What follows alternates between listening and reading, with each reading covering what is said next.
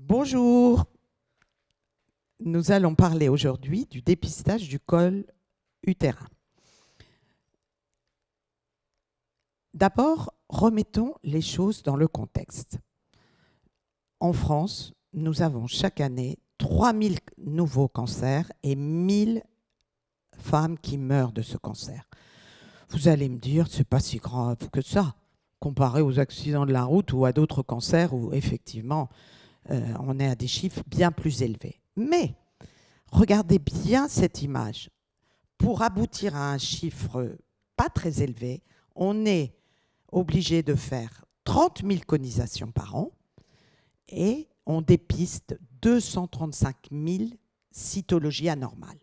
Donc vous voyez, c'est grâce à ce travail de prévention qu'on évite le développement des cancers qui, malgré tout, restent présents et surtout, malgré tout, on a encore 1000 femmes qui en meurent. C'est ça qu'on veut éviter et c'est pour ça qu'on fait un dépistage. Donc, à quel âge faisons-nous ce cancer? L'âge moyen, c'est 50 ans. C'est pas très jeune, mais c'est pas très vieux non plus. Et la mortalité, 64 ans. Là encore, c'est pas très vieux non plus. N'oubliez pas que les femmes vivent jusqu'à 90 ans maintenant en moyenne. Donc, voilà encore ce qu'on veut éviter, la mortalité à 64 ans de ce cancer. Alors, pourquoi on développe encore ce cancer alors qu'on a des tests pour dépister les lésions précancéreuses avant qu'ils deviennent invasifs? Parce que malheureusement, les cancers, dans 70% des cas, ça survient chez des femmes qui n'ont jamais eu de test. Donc, elles ont développé une lésion sans avoir de symptômes. Elles ne s'en sont pas préoccupées puisqu'elles n'ont pas fait leur test de dépistage. Et un jour, elles ont eu des symptômes. Là, un professionnel les a examinés et est tombé sur un cancer invasif. Donc, vous voyez, la première cause, c'est vraiment l'absence de test avant que ça devienne invasif. La deuxième cause, beaucoup plus négligeable, c'est la mauvaise prise en charge. Les femmes font tout ce qu'il faut, bien, elles font leur test et malheureusement, quand il est anormal, il n'est pas bien pris en charge. Donc ça, c'est améliorer les pratiques. Et puis, la dernière cause plus négligeable, mais qu'il faut aussi améliorer, c'est le test lui-même. Et c'est pour ça que je vais essayer de vous expliquer en quelques minutes comment on pourrait, dans les années qui viennent, améliorer ces trois causes.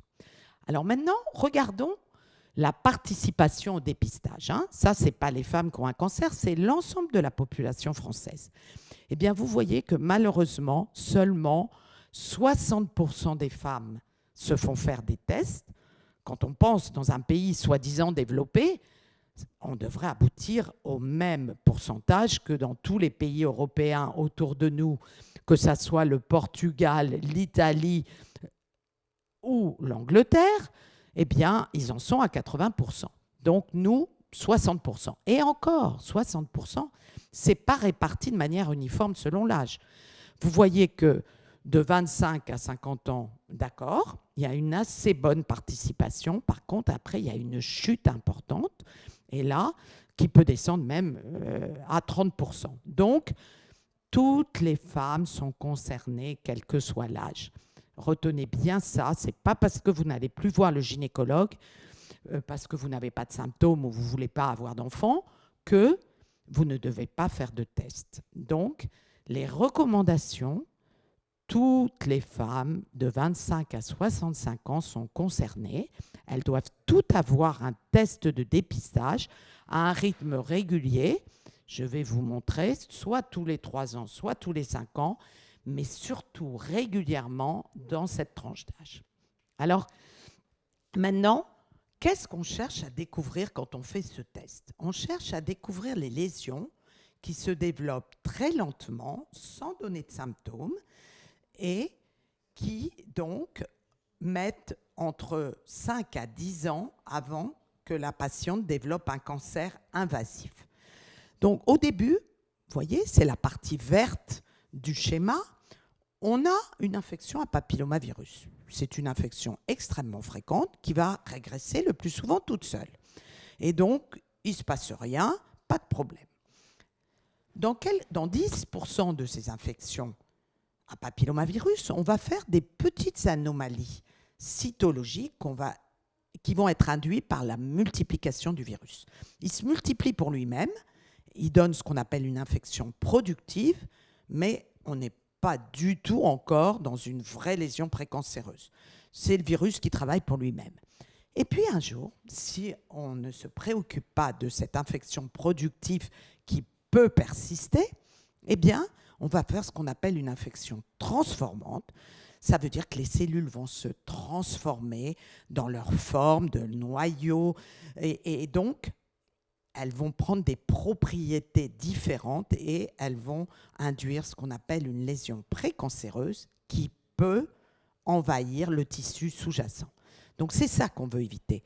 En faisant un test régulièrement, tous les 3 ans, tous les 5 ans, dépister ces infections transformantes avant qu'elles deviennent un cancer.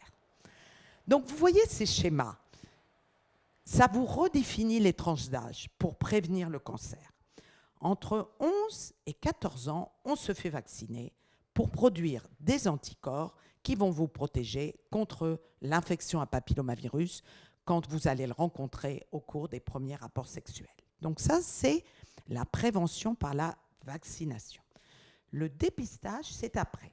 C'est entre 25 et 65 ans quand on a déjà rencontré l'infection à papillomavirus et qu'on risque de développer une lésion.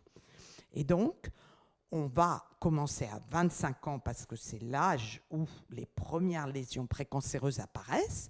On va pouvoir donc les traiter pour éviter ce cancer qui va commencer à se développer à partir de l'âge de 30-40 ans, mais avoir une moyenne d'âge autour de 50 ans. Donc, vous comprenez bien pourquoi vous êtes toutes concernées par ce test à partir de 25 ans, mais jusqu'à 65 ans, parce qu'on peut développer des lésions jusqu'à cet âge-là, et éventuellement parce qu'on change de partenaire ou parce qu'on a des infections à papillomavirus qui persistent et qui un jour vont induire une lésion. Voilà. Le test, vous en entendez parler peut-être maintenant dans la presse, le test à HPV, c'est le test qui permet de dépister l'infection. Ce test, on va l'appliquer à partir de 30 ans pour voir si la patiente n'a pas une infection qui persiste. Et si ce test est positif, on ira regarder la forme des cellules. Donc, on lui fera une cytologie. Donc, le fait qu'on parle de ce test ne change pas l'approche. C'est toujours un professionnel qui fait un prélèvement, qui va mettre dans un pot pour conserver les cellules dans un fixatif. Et là, si vous avez entre 25 et 30 ans, on va regarder les cellules, ce qu'on appelait avant frottis, mais qui correspond à un examen cytologique.